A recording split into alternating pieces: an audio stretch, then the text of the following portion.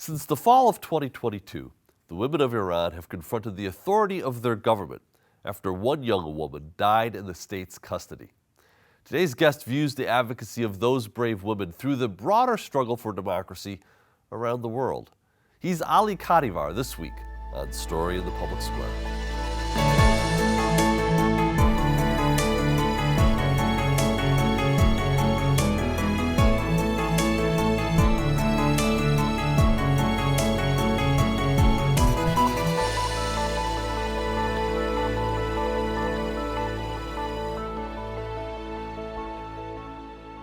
Hello and welcome to A Story in the Public Square, where storytelling meets public affairs. I'm Jim Ludis from the Pell Center at Salve Regina University.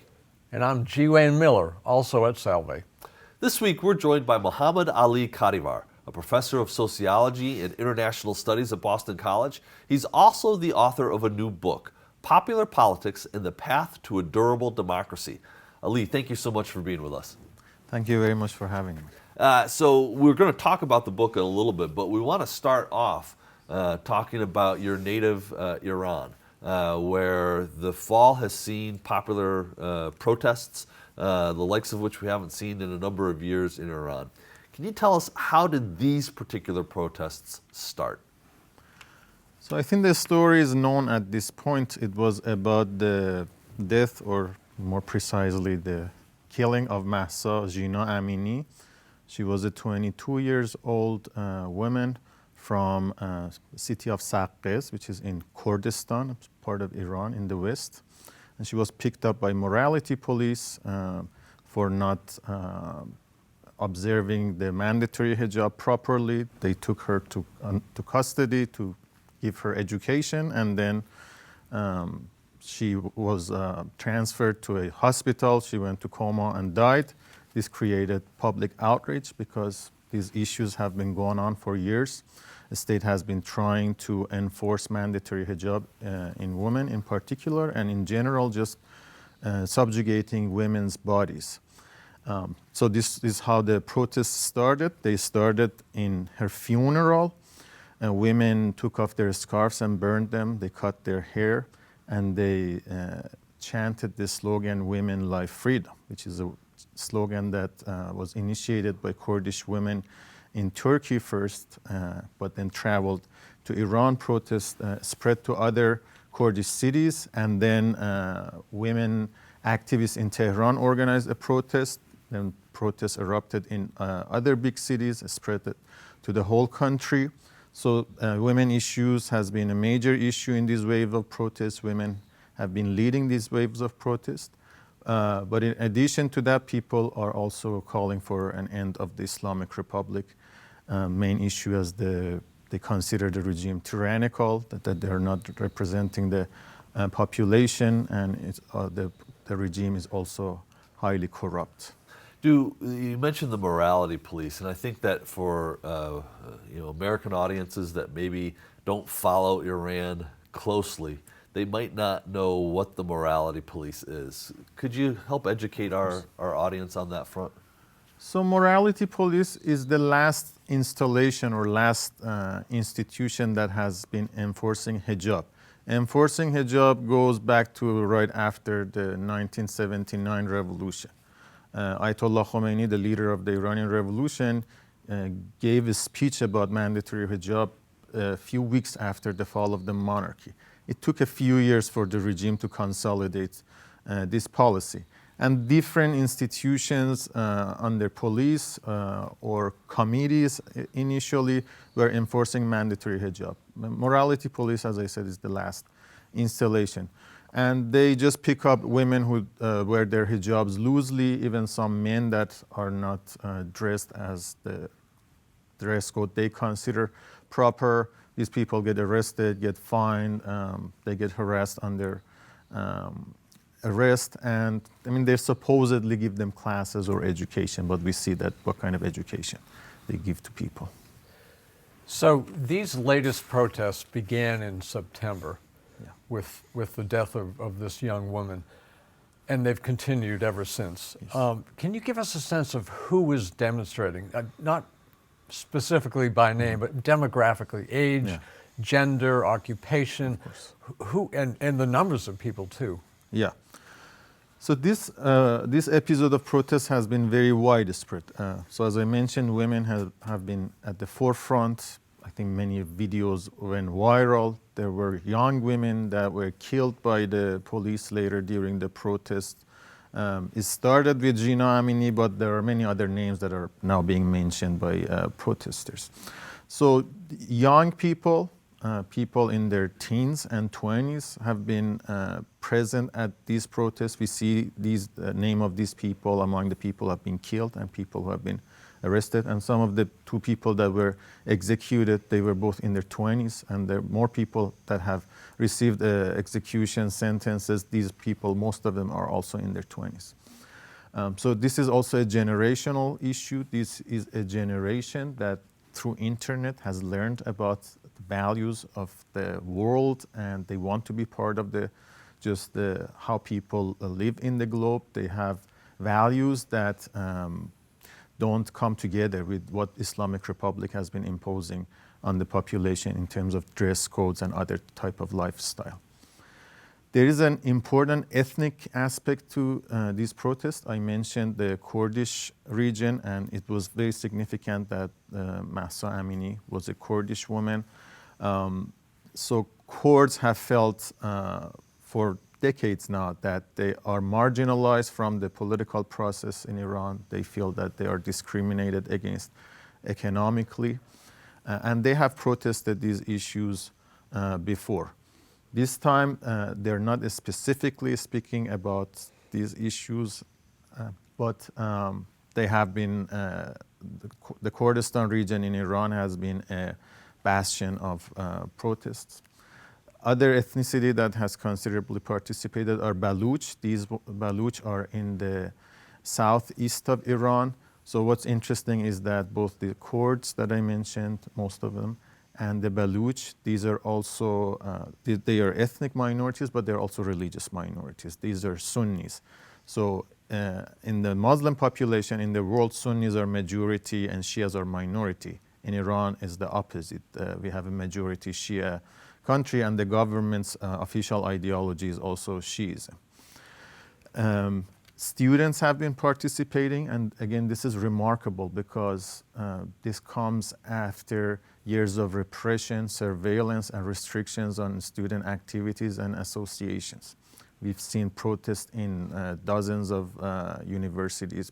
Many students have been arrested again, have been barred from entering universities, and have been harassed by the security forces. Another remarkable matter is that we have seen occupations also participated in these waves of protest. Over the last several years, we have had protests by workers, industrial workers, nurses, teachers. But in those protests, they were not asking for political goals. They were basically asking for higher wages, layoffs, protesting against layoffs, and so on. This is the first time an anti-regime wave of protest is coinciding by teachers also going on a strike, workers also going on a strike. Even more privileged occupations had protests. There was a couple of protests by lawyers, protests by doctors. And so these are all different groups that have participated. It does not mean that the whole occupation has participated. I mean, like part of teachers, part of doctors have participated. From videos that protesters record of this protest, I can estimate that on a single day we see tens of thousands of people coming out to the streets. And this has continued for about 3 months or longer. So I think that this movement still has potential to expand much larger. Iran is a country of 90 million people. The protests are risky. People have been losing their lives going out. But for what protesters are asking, they need to expand the rank of people who come out in the streets. We know that people that are satisfied are much more than tens of thousands. We know this from a very low turnout in the last presidential election in Iran, which was the lowest turnout for any presidential election. And we also know from a lot of people who participate online and protest online. But for this movement to actually achieve regime change or any like concrete change in the political process, they need to scale up from tens of thousands to hundreds of thousands and millions of people. So we have a revolutionary movement, but we don't have a revolutionary situation yet. And the main thing that needs to happen is a scale shift in terms of the number of participants. Do you have a sense of, so you know, there are protest movements and protests all over the world on a fairly regular basis. In the United States, we've had some important social movements and social protests even the last couple of years. But what's different, in my mind anyways, about Iran is the very real risk that these women took in removing the hijab, the very real risk that protesters take when they go to the street. We've seen people killed by security forces. We've seen public executions now, specifically because people were protesting. Where does the moral and physical courage come from in the people of Iran to confront this tyranny? Yeah, that's a great question. So in addition to what you mentioned, we had other episodes, at least two other episodes of nationwide anti-regime protests. The first happened in December of 2017, January of 2018, lasted for only 10 days. The second one was in November of 2019, that lasted for 1 week. In 2019, based on human rights organizations, at least 300 people were killed in 1 week. We have another number from Reuters that says 1,500 people were killed in. So just the fact that people still come out, and it's a known fact that you are putting your life in risk, is remarkable. Where is the courage coming from? I think it's coming from a sense of moral outrage and also a sense of urgency. The sense that we don't want to live under these conditions anymore. In the discourse that I see from protesters, it's interesting to see references to slavery, that we are not slaves anymore. We don't want to put up with subjugation under the tyrannical rule of the Islamic Republic anymore. And in social movement studies, we call this cognitive liberation, when a group of people consider a situation unjust and subject to change. So people think that these people who come out, I mean, they come out of a sense of urgency, but I think they also think that it is possible to change this situation if more and more people join the rank of protesters. So, Ali, is that a realistic possibility that more and more people will be coming out and it will reach what you called a revolutionary situation and the Islamic Republic will be overthrown? What's your sense of that? Again, you can't predict the future, but you certainly know the country and the movement very well. What's your best guess? It depends on the actions, I think, that the movements and protesters take and the government takes. This is like there are two major players that they're also, the government is more unified, protesters are more fragmented, and then there are third parties. So what needs to happen is the third parties to join protesters. What I think really can make a change is organizing. So it's not just about coming to the streets and protest. This is a long game. This is a marathon. This is not a sprint. So the movement needs strategizing and planning, and that itself needs leadership that is embedded in organizations. These are matters I discuss in the book. And to organize people, the movement needs a discourse, a message that would be inclusive and convince people to join the movement. As we said, this is very risky, this is very costly, and my sense is that there are a lot of people that are dissatisfied with the situation. So it really is important for the protesters that can show a path forward. So a big part of discourse right now is about the atrocities of Islamic Republic, the grievances that protesters have, and how corrupt and awful the regime is. And this can be and should be part of the discourse that makes organizing possible. But the other part is to show a path forward, to ensure people that this is not only about destruction. What is it that we want to build instead? So the slogan, Women, Life, Freedom, is significant because it's positive. It's not just negation of what the Islamic Republic is. So the more protesters can elaborate on this slogan and talk about the future of Iran, a democratic Iran, that women's right is observed and the different ethnicities don't feel marginalized and discriminated against. I think that can convince more people to join because this is a social movement. You need to convince people.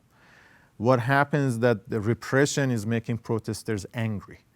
And when you are angry and you have so much hatred, it becomes challenging for you to be able to speak with the third parties with the calm that you need to invite them to join the protesters. So the outcome is not certain. It is possible. This is, I think, what it takes for the movement to do. And big part of it is also what the regime does. I mean, they can do stupid things that just change the situation. So it's like a game we are watching now. So we're just about to get into your book, but one last question on this issue here. Is democracy possible in Iran, given the history of the last 4+ decades? I think democracy is possible now. In this movement, there is certainly a progressive side, there is a democratic side, there is conversations about democracy, rights, and so on. But there is also an intolerant side to the movement, which comes from that hatred, which comes from that anger. But when I see that angry, like hateful side, I become concerned about the prospect for democracy. But when I compare it with 1979, I see the democratic side has become much stronger. And it has grown much larger. There are already calls for restraint on the side of protesters, thinking about the future, that even though they're executing protesters, this is not what we want to do to them if the regime change happens one day. So those parts give me hope, was the other part gives me concern. So I think it is possible, and I mean that's what I have been trying to do and many other people have been trying to do. So I think the future is in the making.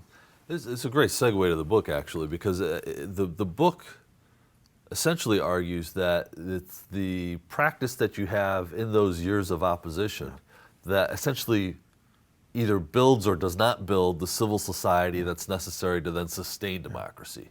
Tell us a little bit about the book. Yeah, one idea you hear from part of the protesters now is that let's just focus on toppling regime. The day after we can figure everything else out. So let's put that's a revolutionary sentiment. Yes, right? that's a revolutionary sentiment. But yes, that is not. That's the opposite of what I argue in the book, and that's the opposite of what I observe in other movements. When I look at Solidarity movement in Poland or the anti-apartheid movement in South Africa, it took years of protest mobilization for the regime change to happen in those two countries. And at the side of the coming out to the streets and striking and protesting was organization building, organizations that were organized around the principles and values of democracy. So these movements were practicing participatory democracy, internal democracy. Solidarity in Poland and United Democratic Front in South Africa.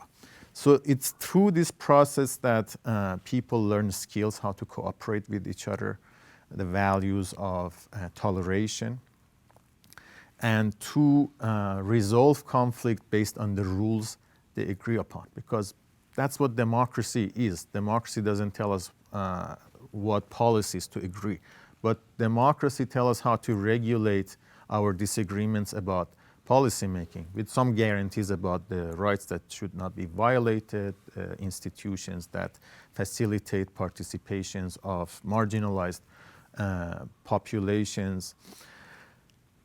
And yet, so democracy is a formal organization at a macro level.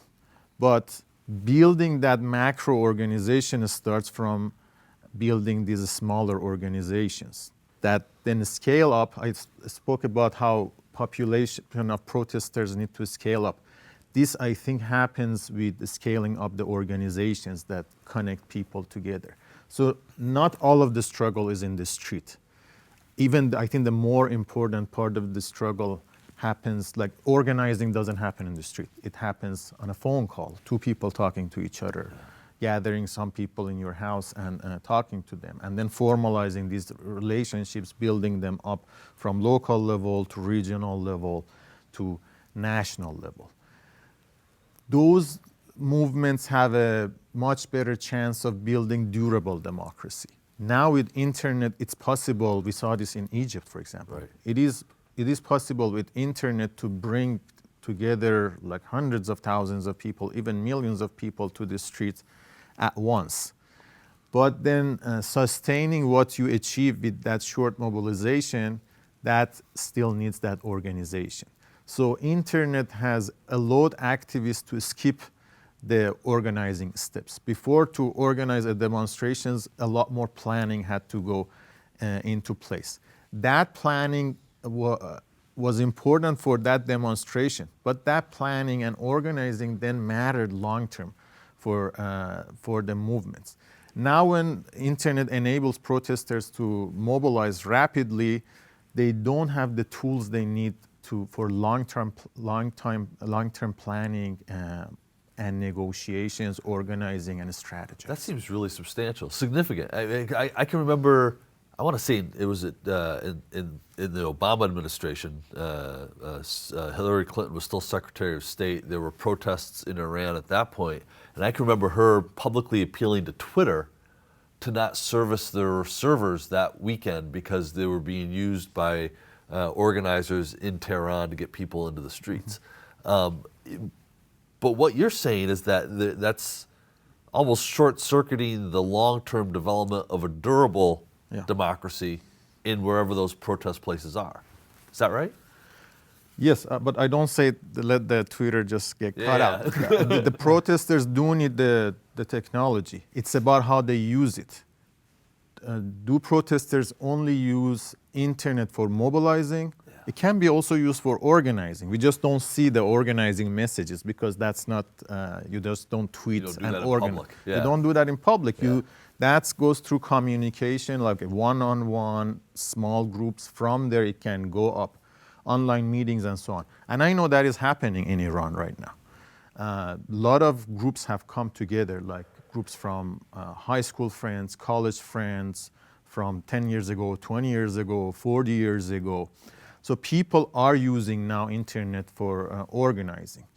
That, I think, can make a difference. So it's not just, it's about how we use the technology. It's not just about the technology. I think what sets your book apart and gives it its power is the combination of personal experience and the scholarship, the data analysis, which is really impeccable and extraordinary. Talk briefly about why you took that approach in writing your book, the personal experience and the scholarship and the data analysis. So the question of the book, how to build democracy, how to transition to democracy, that is rooted in my personal experience of being an Iranian, being exposed to life under autocracy, for not having democratic freedoms. I mean, I have observed people getting persecuted for their speeches, interviews. I mean, my own father was prison for his speeches and interviews. I had friends whose parents served in prison for 8 years, 1 year, 5 years. I have friends who got arrested and got tortured. I have friends right now in prison in Iran. So that's why I decided to study politics, to study sociology. And the more I studied, I realized that this is about a bottom-up change. Initially, I was paying attention to what the political elite could do, but then I realized it's only under pressure from civil society that political elites would make decisions that would be favorable to democracy. So that's what motivated my scholarship. The book Iran is not in the, it's in the preface where I say why I wrote it, but it's not any one of the case studies.